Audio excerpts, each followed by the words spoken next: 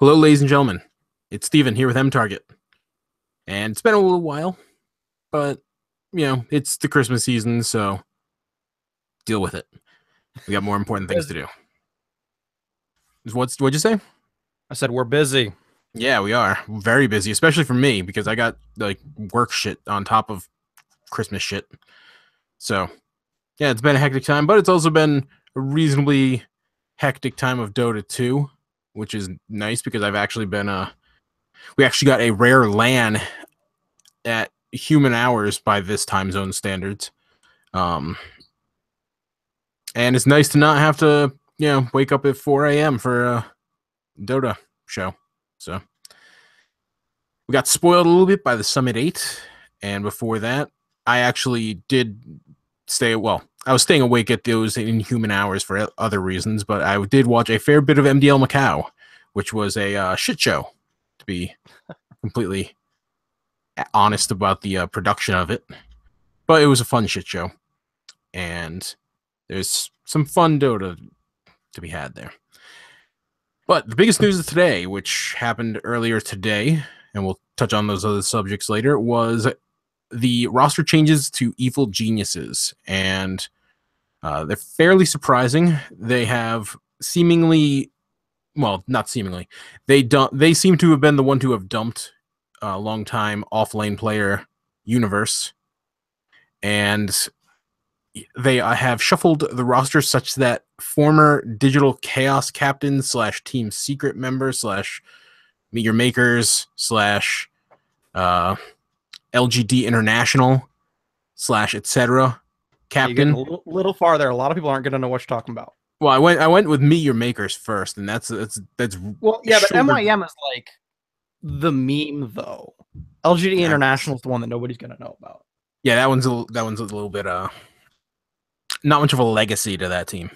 But anyway, Misery has joined Evil Geniuses. It's a little bit unclear what the new roster setup is going to be, and I'm sure that that's something that they themselves are going to be experimenting with. But the early outlook is that Sumail is switching over to the offlane position, and judging by how they have been listing folks, it looks like Fear is possibly going to be their mid. No, it's Ortiz mid. Fear 1 is the rumor that I. Oh, 1 second. Yeah, I checked it out on their website, which I have open on this screen over here. They had Arteezy listed first. Yeah, Arteezy, Fear, Sumail, Crit, Misery is how they have it listed. Yeah, so what I'm seeing is that it's going to be Fear Arteezy both sharing 1-2, which means that we're going to see that swappable, which is what I mean. Really, no teams do it anymore. The one is, or not example, but one exception to that rule is Liquid. Yeah, they sometimes they are less rigid with it at the very least. But they don't necessarily swap freely. Empire kind of did it for a little while there. Yeah. But well, again, that was more just like, it's a unique setup, and I assume that they're just going to kind of experiment with it until they can really settle into things. But it's somewhat surprising, somewhat not.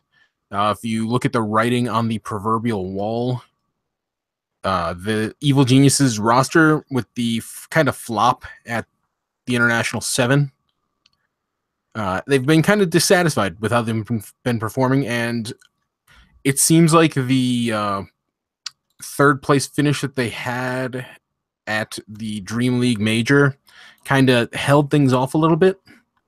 But when they had a not that great performance at Summit 8, they ended up finishing in 5th, 6th.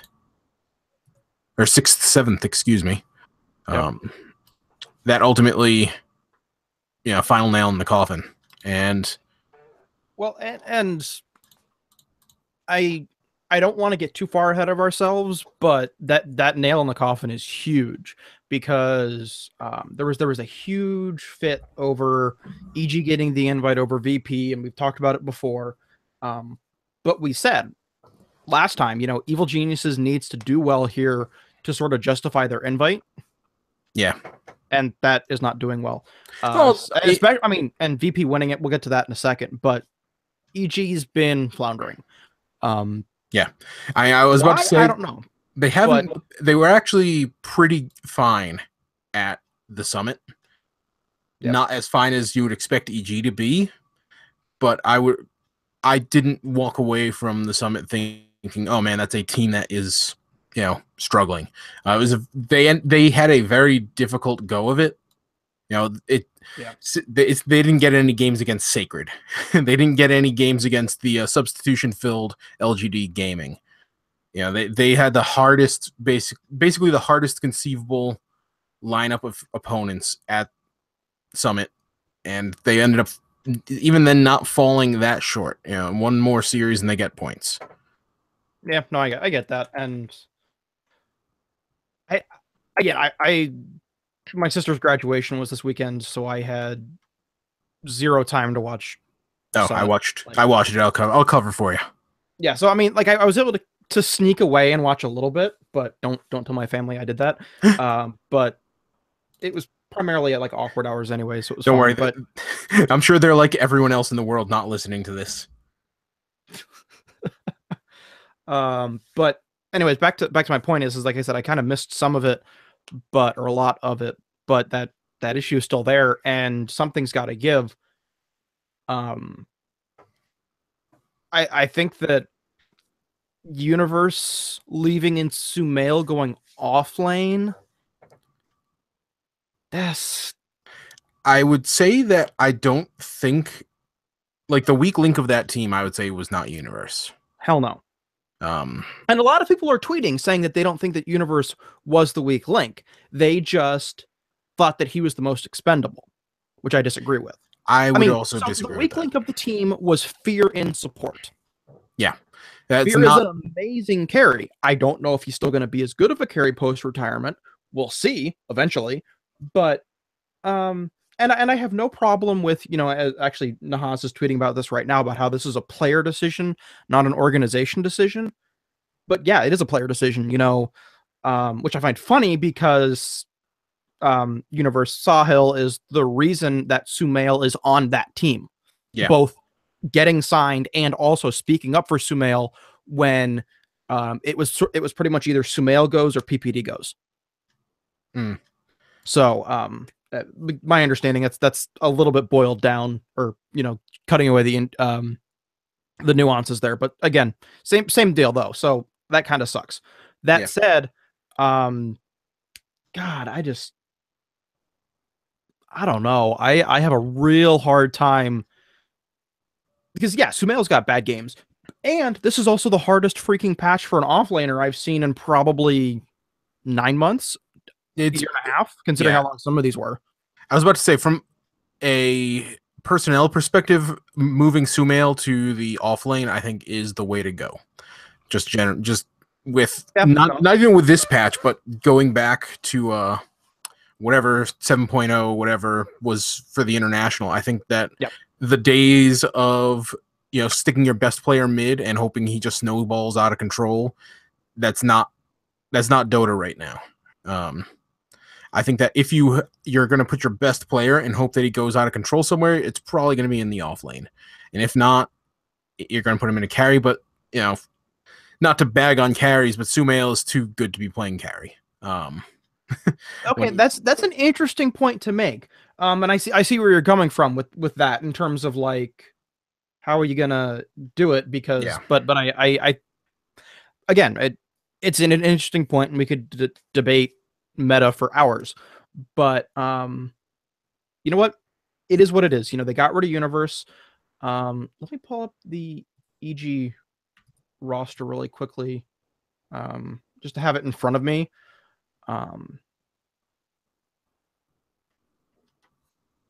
The flip side to this, I don't know, because like I don't want to say like yes they should get rid of Crit, but like at the same time I don't know, like the Fear Arteezy Sumail misery. I mean, Ideally, I'd like to see Zai in there, but you know that ain't happening. Yeah. So because there's no way in hell that you're getting him to leave Optic anytime soon. Yeah. I think, like I was saying, the flip side to Universe leaving is that Misery is back, and that makes me happy.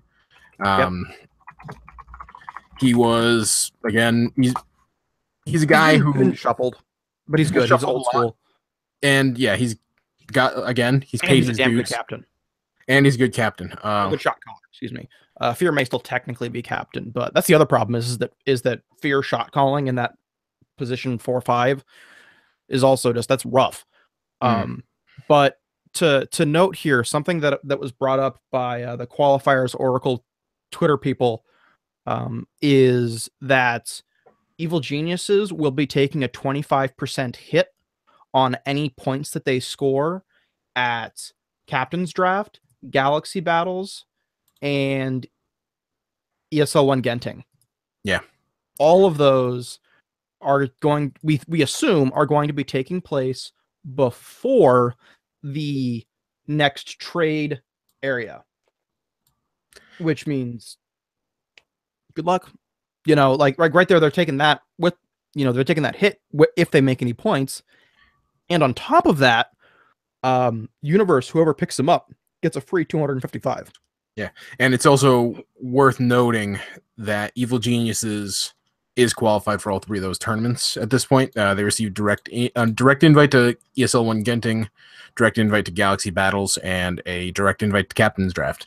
So, yeah, they are. That's going to be a hit. And I mean, they've been in this situation before. Yep. Back when they had the big shakeup where Universe and Arteezy left for Secret and then came back. Well, Universe came back for TI5. They ended up having to work their way through the open qualifiers for North America, which they probably wouldn't have had to otherwise. Well, they definitely wouldn't have had to work their way through the open qualifiers, but they took the hard road to get a team that they were more comfortable with in anticipation of, you know, getting stronger returns long term. So, and I do think that Misery, I think that he's going to be a good fit for the team. And just in general, I mean, you get like, I like Misery a lot. I like what he did with Digital Chaos. I think his hero pool is very strong and is going to be very good for pretty much any position that they could stick him in. Like he would be a good 4-5 guy, and if you want to have if you want to bump up Fear out of the support position, he's a pretty damn good guy to stick in there. Yeah, no, definitely. And like I said, I think that this Evil Geniuses roster could be good. It's just going to be hard for, I mean, not that I dislike Evil Geniuses, but Universe was by far my favorite player on that team. Yeah. So it's going to be a little bit harder for me to root for them. Also, I'm curious to see what Universe does. Is he going to get picked up by a team as a sub? Actually, he can't even sub because he's still technically. Sub rules are kind of weird. I mean, if you are, to be fair, early 2018 is a month away. So him taking like the holidays off. Oh wait, everybody already is, and then him skipping a couple tournaments. That would be great for him to start, you know, scrimming with some other team right before the trade deadline opens up, or, you know, start shopping himself around, or if Secret is picking him up like he memed on BTS today. For those who don't know, when they were doing the recap of Summit 8 on Beyond the Summit, he walked in wearing his Secret jersey and then used his Evil Geniuses jersey to wipe off the table, and then threw his Evil Geniuses jersey out of the shot. So, which funny. So anyways, so funny, but again, is he saying that he's going to Secret? Is it him just, you know, memeing? What is it? I mean, if you're Secret, why would you mess with what you got going on right now? Oh, no, totally. Like, Secret shouldn't be picking him up. Like, but it's funny. It is funny. I will say that if you are pretty much anyone in the DPC who's kind of like, you know, a 7th, 8th, 9th and down team, you got to pick him up just for those points. And like you mentioned, he's got 200, 55. yeah, 255 to his name right now. That is more than a lot of teams have total. If you're a team like Fnatic, sorry, DJ. If you're Immortals, like, or not Immortals, Optic Gaming, because Immortals have their own thing going on right now, or hell, Complexity. I mean, Complexity. I don't know if they would necessarily want to, bump out one of the Freedmans for him. Oh but, God, no, that would not. That would not. Wow. So I was just going over, since we were talking about Universe, I was like, okay, let's look. So other than that little stint at Team Secret, he has been playing for Evil Geniuses since 2013. Yeah, he's been a steady presence there. And then he also played with them in 2012 for about 4 months. But then the crazy thing was back from 2011 to 2012, about 6 months, he played for It's Gosu Esports, which is my former employer. Back when they had their fingers in a whole lot of pies, and so I clicked on that, and it was like, wow, that's a trip down memory lane. Well, the really weird thing is that this was also the squad that had Universe, Bulba, 1437 or Theban. Those are the most notable guys.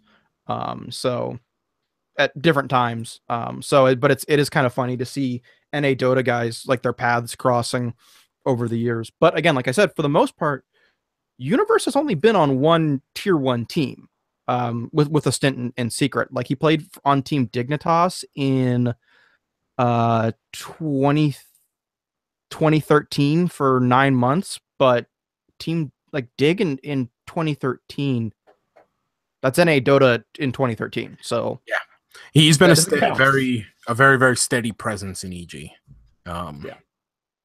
And it is the end of an era because, like you said, he has been both consistent and consistently good for them for years and years and years. So sad, but these things happen in Dota too. And yeah, a lot of teams would benefit both in every conceivable way by adding him. Like, he is still a very strong offlaner, even though he got bumped. And those DPC points are gonna, those matter. Those matter these days. So if you are, again, my kind of top pick potential landing destinations would be a team like a Complexity maybe, or a Fnatic. Probably Fnatic more so. Definitely. I don't know that he would necessarily gel with them as well, but I mean, like I said, I'm waiting to see what happens. Yeah. But there's a lot of places he could land. I mean, Digital Chaos just got a new general manager and a new investor, so they got a whole lot of money coming in. Oh, really? And it's Greg. What is Hip TV? I'm trying to not call him Greg anymore, because the dude's lost like half his body weight and then some. So he's no longer the big wiggle dude that he used to be. But anyway, so he's now in charge of Digital Chaos, in some capacity. Let me pull up his tweet. Yeah, I've got it right here. Beyond excited to say I'll be taking over as the CEO of Digital Chaos with the guidance and backing of LDCPE, which is a self-described leading UK private equity firm that invests £400 million in businesses with ambitious management teams. Part of the Lloyd's banking group, which is actually a big deal. Lloyd's is a big bank. But the thing if you're throwing around hundreds of millions of pounds, it's a lot of money. Yeah. So and that's a big deal, especially because Digital Chaos has been, I mean, what do they even have right now? Like, what's their official status? Apparently they got like a PUBG team. Well, I meant in terms of their Dota status. They have no Dota team, period. Oh yeah. Everything is former. So yeah, no, that's what I was going for. Yeah, they've got a PUBG team, but who cares? I mean, I do, just not in this context. Yeah. So that could be something. I could see them trying to build, especially with picking apart Leviathan or something like that. The problem with Leviathan is that, do you really? No, yeah, I'd cut BSJ for Universe. Sorry, that's Sorry, he's that's really good, reality. guys. He's really good. Also, But yeah, quick Universe is so damn good. quick note: SVG, the former Team NP player, has also been released from EG. He was their coach since, I believe, 2 years ago. No, he came back as a player for a bit there. SVG. Yeah, he was on Team NP. That's true. He was, but I think Either way, I'm just gonna check. he's not their coach anymore. Yeah, he's and it's funny because he tweeted like 2 minutes before the announcement tweet. He tweeted about getting a new Hisense TV, which was the evil. Yeah, that's right. 2016 for. Oh Full yeah, in that's actually a color. pretty decent bit for MP. So you're right. Just the way that Evil Geniuses worded the tweet implied that he was their coach through his time at NP as well, almost, which obviously wasn't the case. Somebody at Evil Geniuses needs to work on their copy editing. But anyways, it was Who funny really because he remembers tweeted Team about like, NP? yeah, I got this great new TV from Hisense, and then by the way, he's no longer with us. It's like, what? Did you just like pick up That that was a TV severance and walk package. out? Like, yeah, That was or a a severance package. package. Yeah, and they'll also send him a Sennheiser headset. Yeah, And it's hush money. a Don't tell Comcast, anybody our strats. a Comcast Xfinity, like subscription for a year. Whoa, hey, that's some high value stuff right there. That's expensive. That's true.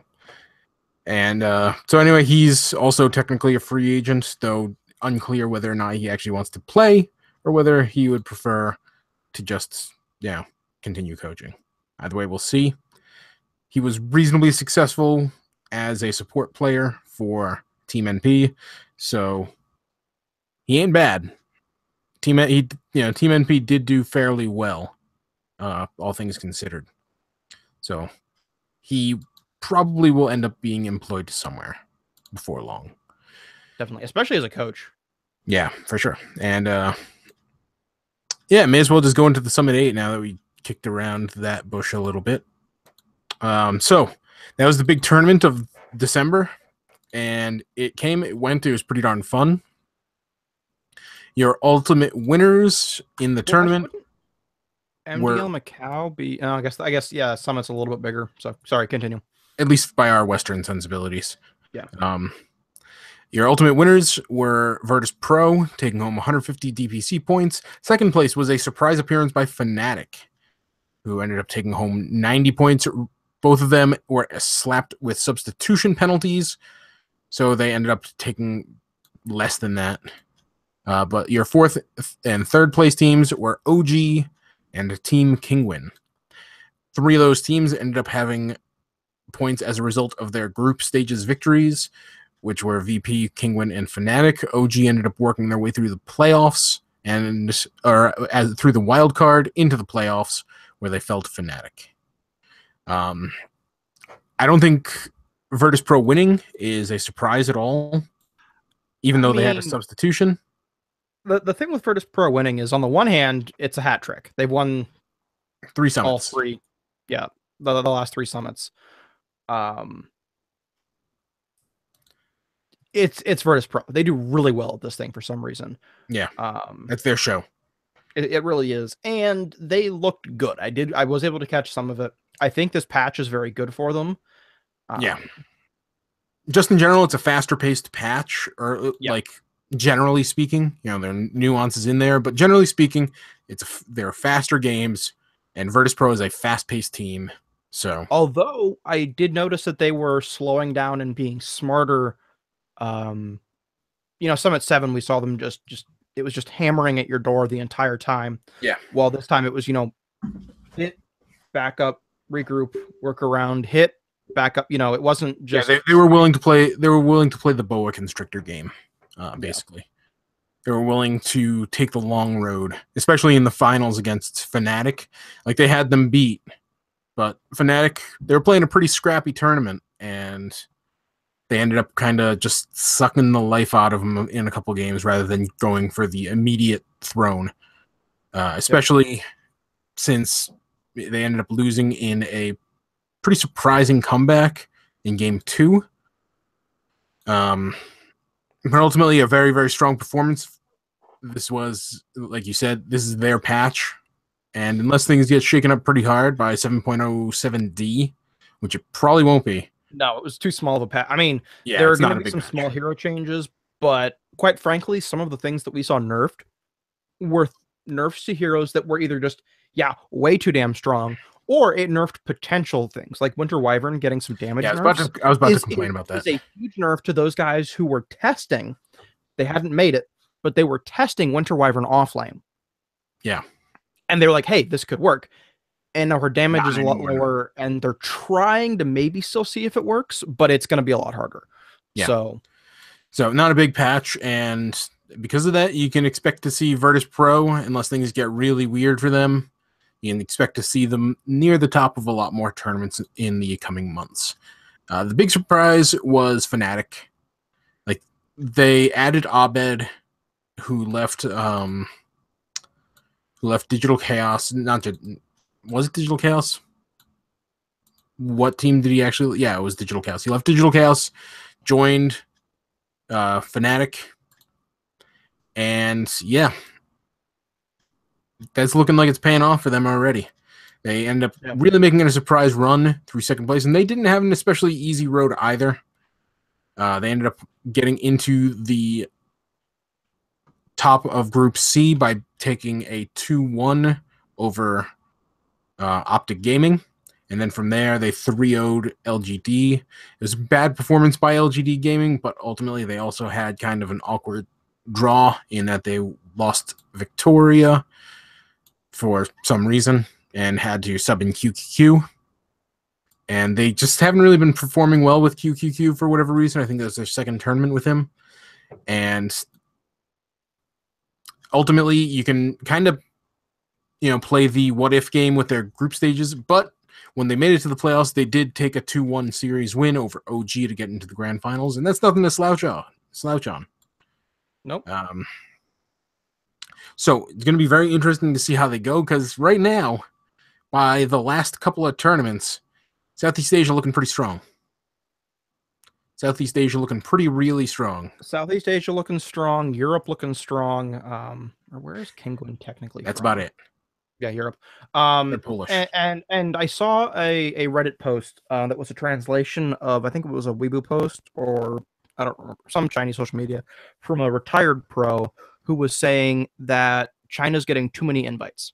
You can make that China has become incredibly stagnant because they're getting 2 or 3 invites plus 2 or 3 qualifier spots to so much stuff that, the top 4 Chinese teams don't have to try. And then they show up and it's like, shit, we forgot how to play Dota. So his argument was you really need to cut it down to like 1 direct invite and then 2, maybe 3 open qualifier slots, so they have to fight for it more, and you have that chance to make them work for it again, which I thought was interesting and probably very accurate and good. And also, speaking of lackluster, OG, thoughts on them? 3-3 in wildcard. Let's touch on them in a little bit, just because they tie into the MDL Macau discussion. Okay, fair enough. So we'll talk about that later. The other teams that won, Team Kinguin. I like them. You gotta like them. They're the lovable underdogs. They are kind of like last year's Adfinem. Yep. They're the new fun European team. So, and also that's 2 times now that they've ended up, I believe, taking home points from a tournament. Yeah, they also, or no, that's the first time they've taken home points, but they put on a very strong performance at the Perfect World Masters. So you got to look at them as a decent pick to win any European qualifier that Secret and Liquid aren't involved in. Still a wide open field, but yeah, it's looking like, in that tier 2 European scene, that Kinguin is going to be right up there with, or like, not even right up there, but like kind of like a tier above the Mouse Sports, the Hellraisers, and all those other guys that aren't really doing all that well. And that's a big deal for him. It's a big deal for him.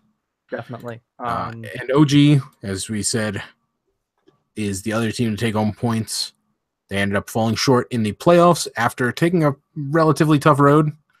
Then the teams that walk away empty-handed are Complexity, who had a generally good tournament, Optic Gaming, who had some highs and some lows. And then Sacred, or then EG, which we've already talked about at length. Then Sacred and LGD. Sacred was the South American qualifier, and they looked like it. Yeah, that's unfortunately still the place that we're in. I'm going to keep trying to defend South America as best as I can, and this is going to be growing pains and everything else, and I cannot wait to see. Like, I legitimately want there to be. I know that it's not possible, but I want all of the regions to be viable. I want to be able to go into a tournament someday and say, I have no freaking clue who's going to win this.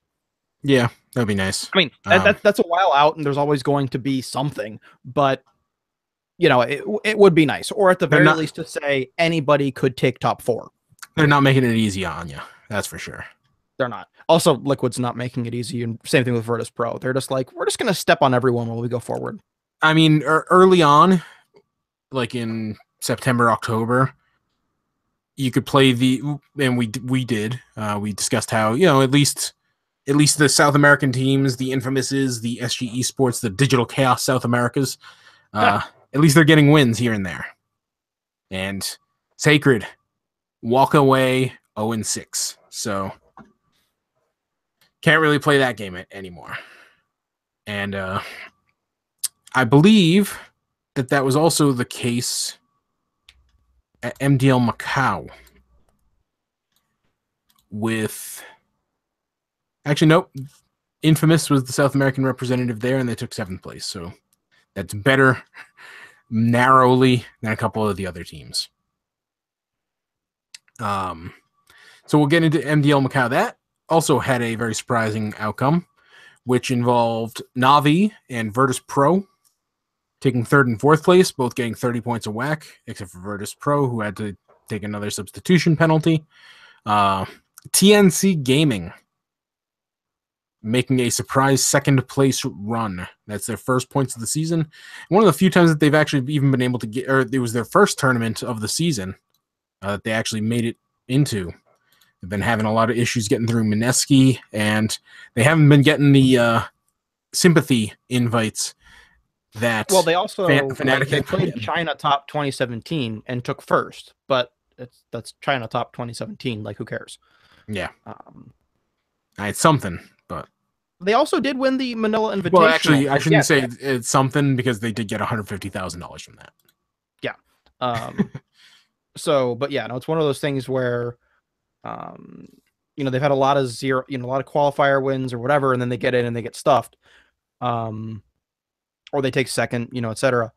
But yeah, they haven't really. They made $370,000 at the international. They made $151,000 at China Top and $65,000 at Macau. Again, not bad. But there's also been a lot of qualifiers that have been 1st, 2nd, 3rd, 4th, 1st, 2nd, 3rd, 4th. They've just, like I said, they've been having a lot of trouble getting past the Mineski and or Fnatic. But they, you know, especially when there's only one slot from Southeast Asia, it sucks. Yeah, which is pretty much always the case. But yeah, I mean, the fact that they got through it at all is impressive, and the fact that they then, you know, turned that into a 2nd place run, even more impressive. And your winner for that was OG. They have had a generally bad season until this, and then they get right on the board with a 1st place finish here. And to answer your question from earlier, it was kind of a reality check after the high point of winning MDL Macau, but I think with a 4th place, 3rd place, 4th place at the summit, plus a 1st place finish at MDL Macau, I think that you can be reasonably positive about where OG is going forward. they got kind of surprised by Fnatic, but we all did. So I think that OG is going to be, again, they have a tough draw because unless there are multiple invites to European teams, they will be forced to play in qualifiers with either Secret or Liquid. And that's just not good. That's not good. But I think that they can pick up wins here and there. And yeah, and they still have a strong enough brand that I think they will be able to get some direct invites. Yeah. No, and yeah, they got a direct invite to Galaxy Battles 2.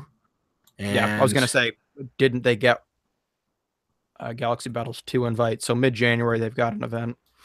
And ESL 1 Genting, they won't have to deal with Secret or Liquid because they got direct invites. Instead, they'll have to deal with Planet Dog, which apparently is still a thing. Team Kingwin. Hellraisers dropped them. Okay. And also, for just sort of my lulzy reminder, Planet Dog did receive a cease and desist order when they were Planet Dog last time for using Planet Dog's logo. For those who don't know, Planet Dog is a dog company that sells dog toys, dog beds, dog accessories, and they're a decently sized company with some weight to throw around when it comes to legal teams. But yeah, if you're a bunch of tier 3 European Dota players, you don't want to get into a fight with them. Except for Ditya, because he's apparently on the team now, and I give him tier 2 status. Yeah, let me look at the squad. Ditya, yes. Kaiser, tier 3. 33, definitely tier 3. Milan has the potential to be at tier 4. Same thing with J4. Tier 4? My biggest thing with... I'm sorry, J4, I definitely would consider giving a tier 2 to. No, I personally... Milan was... when these players were on... what was that squad before? Pro Dota. And some of the shenanigans that went on when they left and they sort of dropped their position 1 in the cold before they went to TI kind of sucked. And I was not a huge fan of that. And Milan was kind of the instigator there. But also 33 has played under some very, very intentionally racist tags in the past where he's towed the line for, well, no, it's not like bannable racist, so you just have to deal with it. But like he would comment like on like forums and stuff, yes, I'm being intentionally racist. Yeah, sounds about right. I take issue with that. Yeah, it's not good. Got a message on Facebook just now, so keep talking. Okay. But anyways, Planet Dog, yeah, whatever. They're a squad.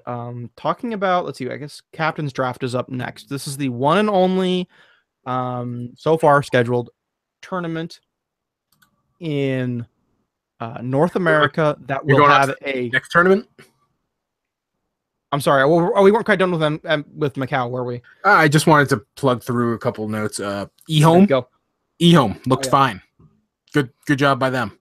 They ended up taking 5th place in the groups, went 4-4, which it should be noted that the group stages, which was how you got into the playoffs at MDL Macau, because that whole weird thing that they had with Valve where they got punished for not inviting the X-Wings players to the qualifiers. Yeah, it was very competitive group stages. That was kind of, it was a round robin, best of ones. All 9 teams play against each other. And, OG ultimately was the top of the groups with a 6-2 record. And Vici Gaming J Storm was the bottom with a 2-6 record. But, 5-3 was TNC and Virtus Pro, Navi, and TNC all went 5-3. And eHome and LGD FY were both 4-4. So the fact that eHome was, that close, they were 1 game off from actually making it to the top 4. And that's a good sign for them because, they generally have been okay in qualifiers. not great, but okay.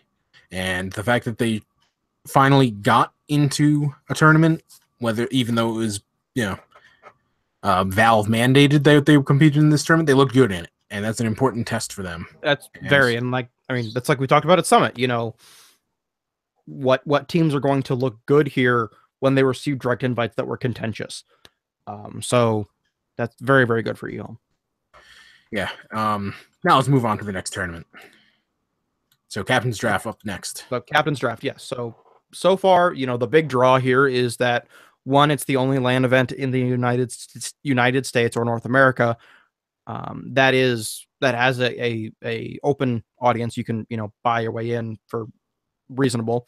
To buy a seat at Summit is pretty much buying a sponsorship ticket. So several grand for one person. And the other big deal is that it's Captain's Draft, not Captain's Mode. Yep. Which, okay, it'll be fun. I'll watch some. I'm actually waiting to see who the talent is going to be, because several people from Moonduck have said, if you don't like who's on TV, don't watch. And so if they are telling us to vote with our views, I will do so. I'll watch it in Dota TV maybe, but if you're going to tell me don't watch this when so-and-so is on because you don't like his humor, cool, I won't. Plain and simple.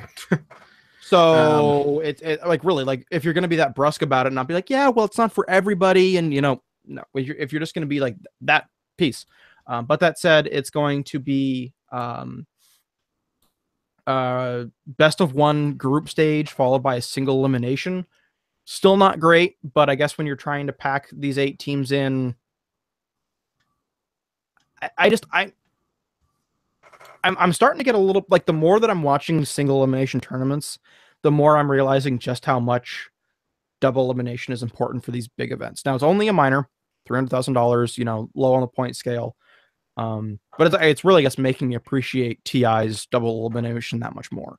Yeah. And I was somebody that defended single elimination super hard. I get that. But especially with Captain's Draft, where you can get some god awful heroes that pop up, because you get what, half the pool cut out, 25% of the pool cut out, something like that. And then you still have picks and bans. Like, it's going to be interesting. I'll put it that way, especially because there are heroes that are banned in Captain's Mode automatically, like Pangolier and Dark Willow.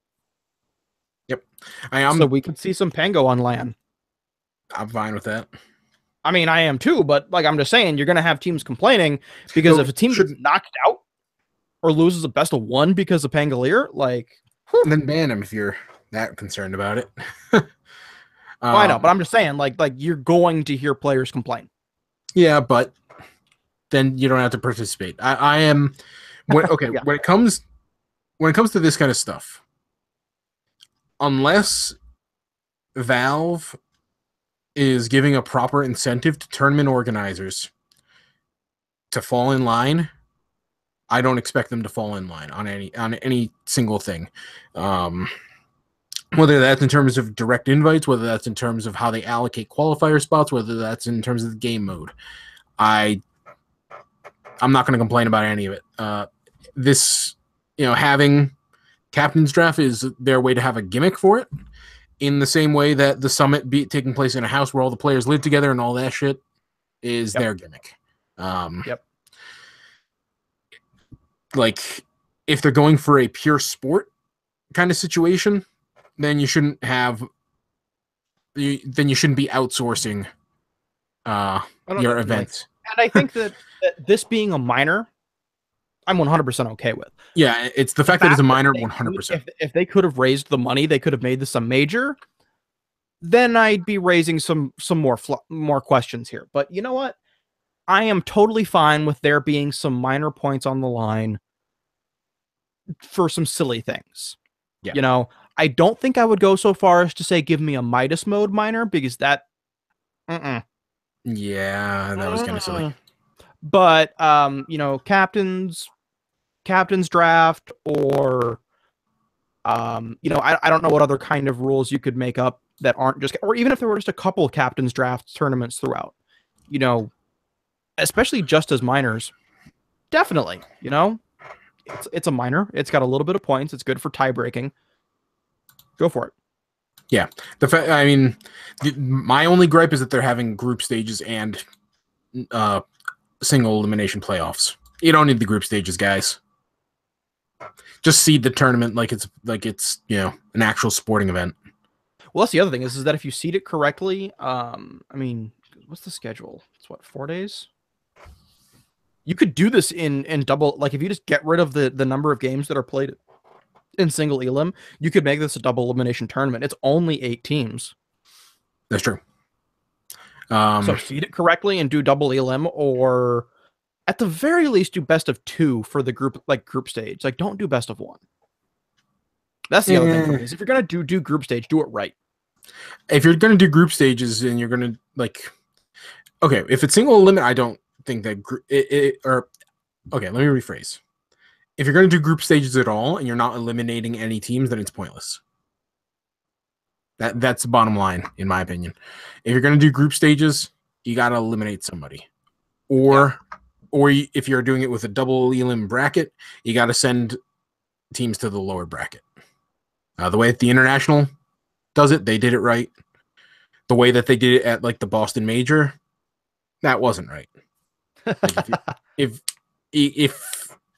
it's pointless to just do group stages and then seed off of that, they should just the best way to do it is to seed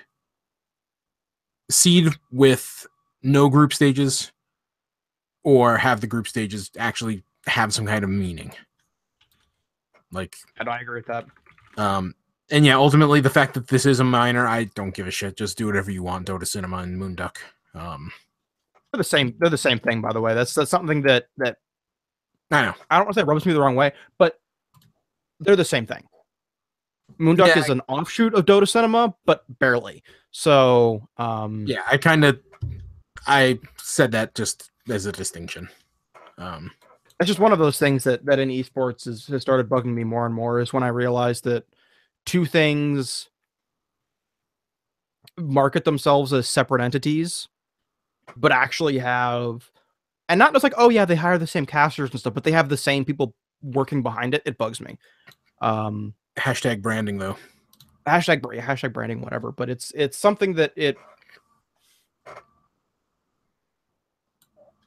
Yeah. I don't know. I gotcha. But yeah, ultimately, again, if Valve doesn't like this, then stop relying. Then you got to stop relying on third-party tournament organizers to do this, and or just don't put a stipulation in the rules that says it has to be captain's mode. No, I don't think you should even do that. I mean, I'm not saying that they should, but I'm saying they could. I agree with what you're saying, and I think that, you know what, it's a minor. It doesn't matter. Yeah, ultimately they can do whatever they want because their circuit, but they're relying on should be a good time. They're relying on tournament organizers to keep this thing running, and the tournament organizers need to have a gimmick in order to stand out, because we're already getting kind of like an oversaturation kind of thing. Yep. So they got to do something, and the easiest thing for them to do would be to change what game mode they're playing. And yeah, I think the fact that it's captain's draft, quit your bitching. If this was this was ability draft, yeah, throw a tantrum. That would be hilarious. That would be hilarious. I could do that. But that would be bullshit, but I'd absolutely watch. Yeah, no, I'd be right in that boat. I would watch that through whoever's awful commentary was on. I would watch at least one game of that. It might get too ridiculous for me to keep watching, but that is what it is. Next event is actually a major. I didn't realize this, but Galaxy Battles put down the money. So they're a full-blown major. Yeah, which is kind of funny because Galaxy Battles 2, this is Galaxy Battles 2. Galaxy Battles 1 was kind of like a throwaway event before TI7. I think that it took place the same weekend as the Summit, if I recall correctly. But it was one that decided invites. Galaxy Battles won? Yes, it did because who was it? NP, was it NP? Team NP was We in it. talked about this. We spent like 15 minutes talking about how Galaxy Battles actually decided Newbie. that's who it was. Yeah, it was Newbie beating Planet Odd in the finals, and that was kind of important because Planet Odd was kind of on like the threshold That's right, yeah. of getting invites, and they might have gotten over the hump if they had won, but they didn't. And TNC like was also there, as was Mouse Sports / Adfinem.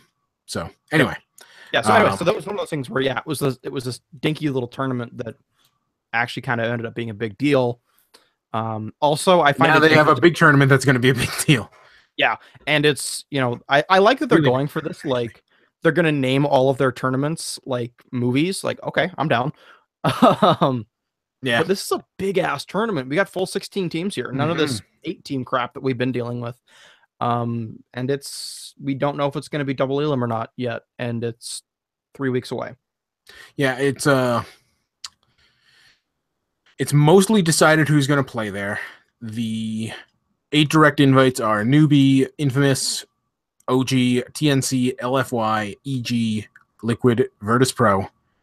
For whatever reason, Secret had to work their way through the European qualifiers, even though Infamous was invited. But anyway, they're the European qualifier. Well, it's because they invited one. They direct invited one from each region. Minimum of one from each region. They invited OG over Team Secret then. Yeah, but I want to. I don't remember when they did that invite, but that may have been it. But I do agree. Team Secret deserves. If I was doing invites today, which is obviously way too close, Team Secret over OG any day of the week. But yeah, I mean, like the fact that they're top of the DPC kind of makes them sort of the shoe-in for any event that they decide to play in at this point. But even though they're on top of the DPC standings, they still also are. They're not like edging out tournaments. They are winning a lot of stuff in pretty decisive fashion. Like you got to give it to them, in my opinion. But anyway, Secret's your European qualifier. Team Spirit surprisingly was your CIS qualifier. That ends up bumping out Navi, which is kind of sad. But you got to win these things. North American qualifier is Optic Gaming. This is going to be a very important tournament for them. Very, very important tournament for them. Pain Gaming is your South American qualifier, which that's a new name. It was Midas Club Elite, who we recognize and they've been doing okay. All Brazilian squad. Pain Gaming themselves is an organization that is in mainly League of Legends. That's where they've gotten a lot of money from. We're in Smite at one point. They're a big org down there, and them picking up a Dota team is important. So I'm rooting for them because if they do even just okay, if they finish top 8, they finish top 8. That's a huge achievement. Oh, it's a huge achievement. Quite frankly, if anybody finishes top 8, it's a huge achievement. Because this is kind of a stacked tournament, but it'll be very, very good for Brazilian Dota. Yeah. Your Chinese qualifier for Galaxy Battles 2 is still being determined. It is currently a 4-horse race between eHome, Vici Gaming, LGD Gaming, and VG Gaming J Thunder. Or are they just VGJ Thunder? Doesn't really matter. Your Southeast Asian qualifier is Mineski. This is going to be their first tournament in a little bit. They ended up taking off like a month and haven't been seen since, but they're back. So an important tournament for them because they had a lot of momentum before they just took a break for still somewhat mysterious reasons. It looks like it was legitimately family concerns. Yeah. So, and then there is a wild card. 100% respect. Yeah, you gotta respect it. Then there is a wild card, which will have 2 teams which will result in 2 teams making the tournament out of a pool of 4 teams, which includes Kingwin, Empire, Skyville, which is a Filipino team, and PG Barak X, which is an Indonesian team. No idea who either of them are. I imagine it was done for just to like get a couple local teams in. This is Yeah. Galaxy Battles NB 2 will be taking place in the Philippines. Yeah, was the New Blood Championships, and that was the point, was to get new blood in Southeast Asia. Yeah, and they will be in just fierce competition with Infamous and Pain Gaming for last place spots. You never know. I mean, it is Southeast Asia. I mean, when you have Southeast Asia is the only place that I know of that has a curfew on when you have to stop playing Dota because you get so rowdy. There is literally a district in the Philippines that you are not allowed to play Dota after 10 o'clock at night because it became that much of a problem. I was like, okay, all right, if you've got that much of an issue, like, let's go. Okay. Though they'll have to get, those two teams will have to get through Empire and Kingwin in order, or Kingwin in order to qualify. So that's tall order, especially for Kingwin. Surprise! I don't know what Galaxy Battles is doing though. So if you're gonna bullshit in a team, you gotta bullshit in Na'Vi. Am I right, or am I right? I mean, if they're gonna wiggle something, yeah. But as far as like an up and up wild card goes, where it's like, okay, we're gonna like wild card in like second/third from here and here, and then we're gonna throw like a whole tournament for these two guys from Southeast Asia. Where no, all of I actually didn't say this before, but I noticed that the NBC tournament, the New Blood Championships, two teams were invited. But then you had the Malaysia winner, Philippines winner, Vietnam winner, Indonesia winner, Thailand winner, and then a rest of SCA winner.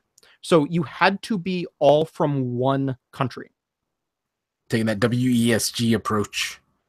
I mean, you know what, whatever. But I mean, I don't know how, I don't know how strict, people are in terms of sticking with one nationality in Southeast Asia. Most of the teams we've seen come out of SEA are 3+2, 4+1 kind of deal in terms of nationality. So they're not quite as hodgepodgey as, say, Europe, but they're also not China. That may affect them a little bit, or they do great. I doubt it. They're probably, like you said, I seriously doubt they're going to take higher than 12th even, but that's being very generous. Yeah. Like I said, if they make it through Kingwin and Empire, which is unlikely, they're going to have to make their way through a lot of really good teams, because with the exception of, and I don't want to bag on them too hard, with the exception of Infamous and Pain Gaming, pretty stacked field. Yeah. And again, they both can show up. That's not maybe not Infamous, but I might be able to see them beating Team Spirit. Yeah. I got too deep into the NBC stuff. I had to go back like 15 pages. But yeah, no, I agree. It's gonna be a stacked event. I'd really like to see it be double elimination because of that. I don't know. This is gonna be the first event I think that we've seen Liquid versus Virtus Pro. I want to see that. That'd be a great finals. Give me a best of 5. Liquid versus Virtus Pro goes to Game 7. Or not, yeah, Game 7. Yeah, we're just gonna add 2 extra games. Goes to Game 5 would be awesome. Just both of those teams have been looking so good. They're the top of the DPC ladder right now. I think they are Pro Circuit rankings. Yeah, Secret, Liquid, Virtus Pro. So actually, if Secret, I forgot that Secret was technically ahead. But Liquid and Virtus Pro are tied, so at 900 each. So either way, all 3 of them are there. Yep. Actually, I want to really quickly before we hit Genting and wrap up. Rankings, come on. There we go, thank you. So Secret, Liquid, Virtus Pro, is Newbie there? In Galaxy Battles or? In Galaxy Battles. Yes, Newbie is. Okay, so that's the top 4. Evil Geniuses, 5. Mineski, 6. OG, 7. Vici Gaming, 8. They are not yet qualified, but they are in the hunt. So to be the Chinese qualifier. So right now, the top 8, we might actually see all of them at ESL 1 Genting. Not Genting, sorry, Galaxy Battles. I have the other tab open, and my brain is just jumping. Yeah, it's okay. So that would be so amazing if the top 8 teams were all there. And then you have 9 Navi. Okay, they're not there. TNC, Fnatic, LGD, Complexity. Like, so nobody else is there, but the top 8 is almost all there. And you've got a lot of teams that are looking to break in. Optic, these, maybe Kingwin or Empire. There's a lot of people gunning for that spot. So I look forward to that event. I will totally ruin my sleep schedule for it. Yeah, and they haven't really made it obvious which team, like how they're going to distribute the Dota Pro Circuit points, but I mean, 750 points to the first place team. Yeah, like it's going to be 1,500 points total, but we don't know how they're distributing it. I thought it was fairly half of it, quarter, 12.5, 12.5. Yeah, so we'll see. That's what I expect it to be. Yeah, if it's like Dream League and ESL1, we're gonna get 750 points for the first place team, 450 for the second place team, 225 for third place, and 75 for fourth. So things are still pretty heated in the outside of the top 3 in the DPC. So if anybody ends up sneaking into that top 3, it's going to shake things up. And then finally, ESL1 Genting, which is I've forgotten about this, but it's the number of points that you get for a minor is 300 in most cases, $300,000, and then you get an additional 100 qualifier points for every $100,000 you add on. So ESL1 Genting is actually a $400,000 tournament, which means that there are going to be 400 points, meaning that it will be 200, 120, 40, 40. Yep. So that makes it a little bit more big of a deal, but like really not that much. A little bit. It's got a pretty strong list of direct invites at this point. Virtus Pro, Team Liquid, Newbie, Mineski, EG, Secret, Vici Gaming, and Fnatic. There is another direct invite that is yet to be announced. And then you get the usual roundup of qualifiers with 2 qualifying spots being allocated to China. Yep. So I don't know. It should be good. I'm a little bummed that it's a minor, but because the ESL1 Genting just felt so good last year. It was. But the thing is that the amount of Southeast Asian tournaments that are going on, like this whole split. Again, I love it. I am super happy for Southeast Asia because they finally get to watch it on their time zone.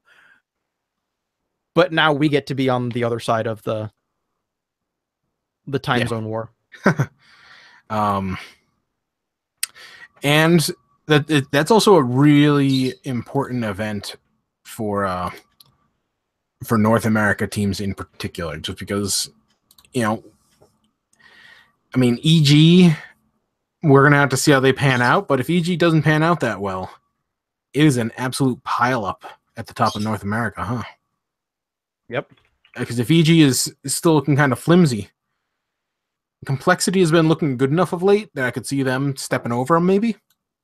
Optic Gaming, they still got stuff to prove, but they got the lineup. And then there's Immortals, and then on top of that, again, somebody's going to sign Universe. And he's going to be 225 free points for somebody. So, yeah. Going to be pretty interesting in North America, starting with ESL1 Genting, since that's when the changes to EG's roster are going to start kicking in for the wider Dota world in terms of qualifying spots. Yep. Anyway, we done? I believe so. All right. So we touched on a lot of topics, but as usual, like, comment, subscribe, all that good stuff. Follow us on Twitter. Our handles are in the description. You just click the link and click follow, and you can see me frequently talking about professional wrestling and or MMA, and or apparently now bear wrestling, and You can follow him, and he's usually on topic with esports. So everybody have a Merry Christmas or a Happy Kwanzaa. If you had Hanukkah, Happy Hanukkah last week. So, or 2 weeks ago. So, yeah. See ya, everybody.